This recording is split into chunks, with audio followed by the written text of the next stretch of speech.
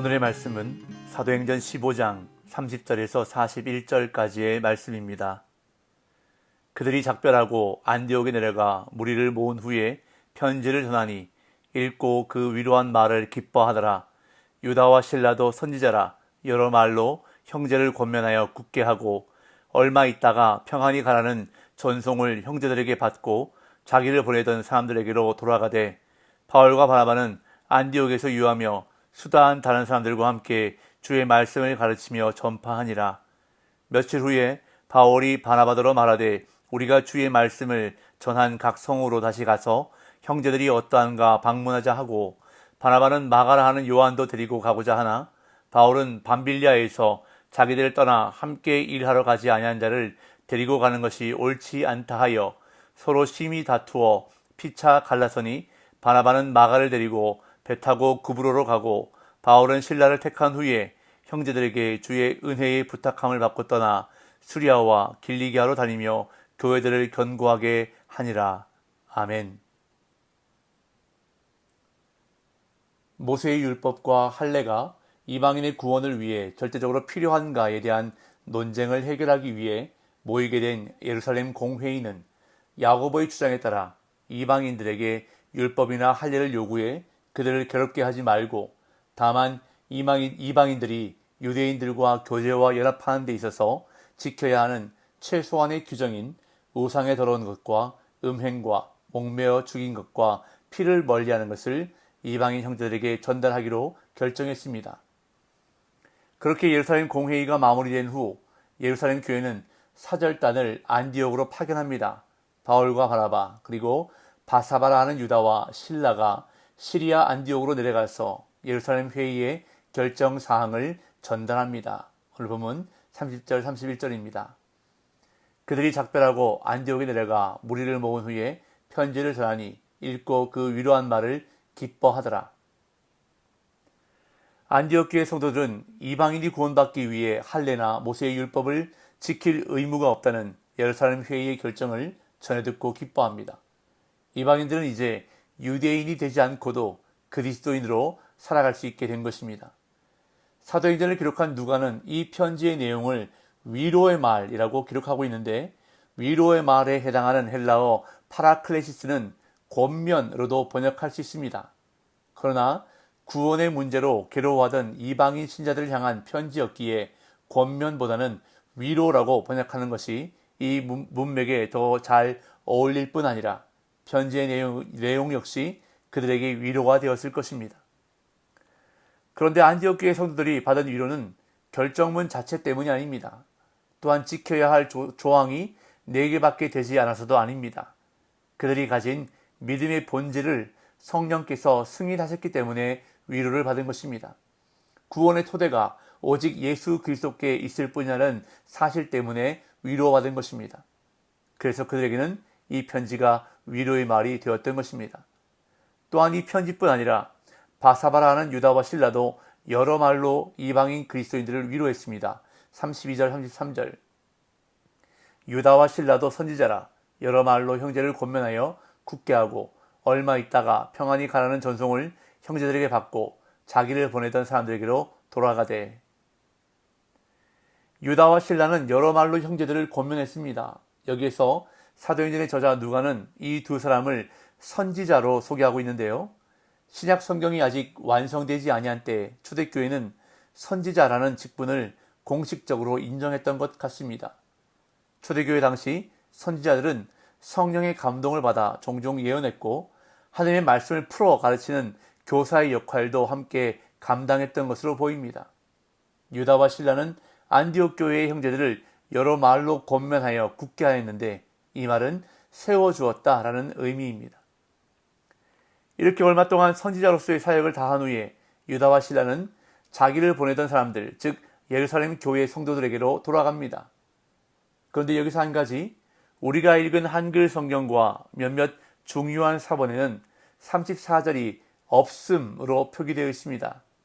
그러나 후대의 사본에는 이 구절에 신라는 그들과 함께 머물기로 작정하고 라고 되어 있는 것도 있습니다. 이처럼 후대의 신빙성이 약한 사본에 이 구절이 들어간 이유는 40절에 바울이 신라와 함께 또 다른 전도 여행을 떠나는 것으로 되어 있기 때문입니다. 33절에서 유다와 신라가 다 예루살렘으로 돌아갔다면 40절의 내용이 말이 안 된다는 이유 때문입니다. 하지만 그렇다고 해서 억지로 34절을 신라는 그들과 함께 머물기로 작정하고 라는 내용으로 맞출 필요는 없다는 것이 학자들의 주장입니다. 33절과 40절 사이에 시간적 간격이 있다고 생각하면 얼마든지 바울이 바나바와 헤어진 후 예루살렘에 연락하여 신라를 불러 함께 선교 여행을 떠날 수 있기 때문입니다. 여하튼 유다와 신라는 예루살렘 교회로 다시 돌아갔고 바울과 바나바는 안디옥에 남아 다른 사람들과 함께 가르치고 주의 말씀을 전했습니다. 35절 바울과 바나바는 안디옥에서 유하며 수다한 다른 사람들과 함께 주의 말씀을 가르치며 전파하니라. 교리적인 문제, 즉 이방인이 구원받는 데 있어서 할례와 율법 준수가 반드시 필요한가에 대한 문제가 마무리되자 바울과 바나바는 다시 본질의 사역에 충실합니다. 말씀을 가르치고 복음을 전파하는 사역자의 본질적인 일을 감당했습니다.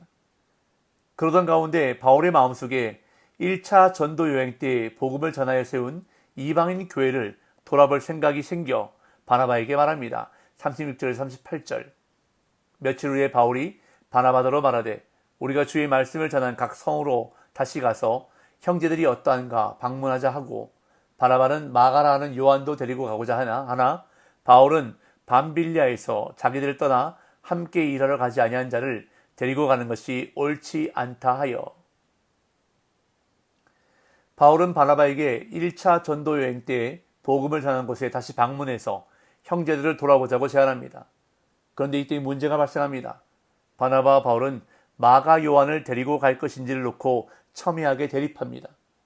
바나바는 마가 요한을 데리고 가기를 원했지만 바울은 그렇지 않았습니다. 그 이유는 마가 요한이 밤빌리아에서 자기들을 떠나 함께 일하러 가지 아니한 자였기 때문이었습니다.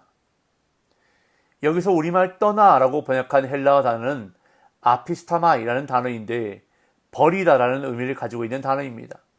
지금 바울은 마가 요한이 단순히 자기들을 떠났다고 말하는 것이 아니라 바울과 바나바를 버리고 갔다고 말하는 것입니다. 그러면서 바울은 그가 함께 일하러 가지 아니한 자라고 못 박습니다. 여기서 일로 번역된 에르곤이라는 단어는 13장과 14장에서 이방인들에게 복음 전하는 일을 가리키는 데 사용되었으므로 마가 요한이 벌인 일은 바로 이방인들에게 복음을 전하는 일이었음을 알 수 있습니다. 결국 이 문제로 심하게 다툰 바울과 바나바는 갈라서게 됩니다. 39절에서 41절 서로 심히 다투어 피차 갈라서니 바나바는 마가를 데리고 배 타고 구브로로 가고 바울은 신라를 택한 후에 형제들에게 주의 은혜의 부탁함을 받고 떠나 수리아와 길리기아로 다니며 교회들을 견고하게 하니라. 마가 요한의 문제로 심하게 다툰 바울과 바나바는 결국 헤어져 각각 서로 다른 전도 여행을 떠나게 됩니다. 골로새서 4장 10절에 의하면 마가 요한은 바나바의 조카였습니다. 바나바는 조카인 마가 요한을 데리고 자신의 고향인 구브로로 갔고 바울은 신라를 데리고 또 다른 전도 여행을 떠났습니다. 이후 사도행전에는 바나바와 바울이 화해했다는 기록이 나오지 않습니다. 그러나 이 두 사람의 갈등은 시간이 지나고 해결된 것처럼 보입니다. 바울이 고린도전서 9장 6절에서 어찌 나와 바나바만 일하지 아니할 권리가 없겠느냐라고 바나바를 자신과 함께 사역하는 사람으로 언급하고 있고 또한 골로새서 4장 10절에서 바나바의 생질 마가라고 언급하므로 골로새 교회가 바나바를 잘 알고 있다는 인상을 주고 있습니다. 이 두 대목은 시간이 지나고 바울과 바나바가 다시 동역했을 가능성을 보여주고 있습니다. 또한 여러 서신에서 바울은 마가 요한에 대해 언급하면서 그가 자신을 도와주는 사람 가운데 하나님을 밝히고 있고 바울의 생애 마지막에 마가 요한을 자신에게 데려오라고 디모데에게 요구하는 것을 볼 때 바울과 마가 요한 사이가 회복되었다는 것을 암시해주고 있습니다. 제가 디모데 후서 4장 11절 말씀을 읽어보겠습니다. 누가만 나와 함께 있느니라. 네가 올 때에 마가를 데리고 오라. 그가 나의 일에 유익하니라. 자, 다시 오늘 본문으로 돌아와서 그렇다면 바울이 신라를 택한 이유는 무엇이었을까요? 아마도 그가 이방인 선교에 마음이 있었기 때문으로 보입니다. 신라가 예루살렘 회의의 결정을 안디옥 교회에 전달한 사람이었다는 점이 이를 뒷받침합니다. 또한 사도행전 16장에 의하면 신라도 로마 시민권자였기에 여행의 도움을 받을 수 있었을 것입니다. 바울과 신라는 안디옥 교회의 축복을 받고 남갈라디아 지역인 수리아와 길리기아로 다니며 교회들을 방문했습니다. 오늘 본문에서 바울과 바나바가 심하게 다투고 갈라서는 안타까운 장면을 보게 됩니다. 두 사람의 의견은 모두 타당성이 있었지만 의견의 차이는 좁힐 수가 없었습니다. 그렇게 하여 결국 두 사람은 갈라섰지만 그들은 다툼으로 인해 선교를 포기하지 않았습니다. 오히려 두 사람이 갈라짐으로 인해 두 개의 선교팀이 만들어졌습니다. 다투는 것은 옳지 않지만 하나님은 그들의 약점까지 선으로 바꾸셨습니다. 이처럼 하나님은 우리의 허물이나 연약함까지도 사용하셔서 선을 이루시는 분이십니다. 그렇게 오늘도 합력하여 선을 이루시는 하나님의 섭리를 바라보며 내게 맡기신 사명에 최선을 다하며 살아가는 복된 날 되시기를 예수님의 이름으로 축복합니다.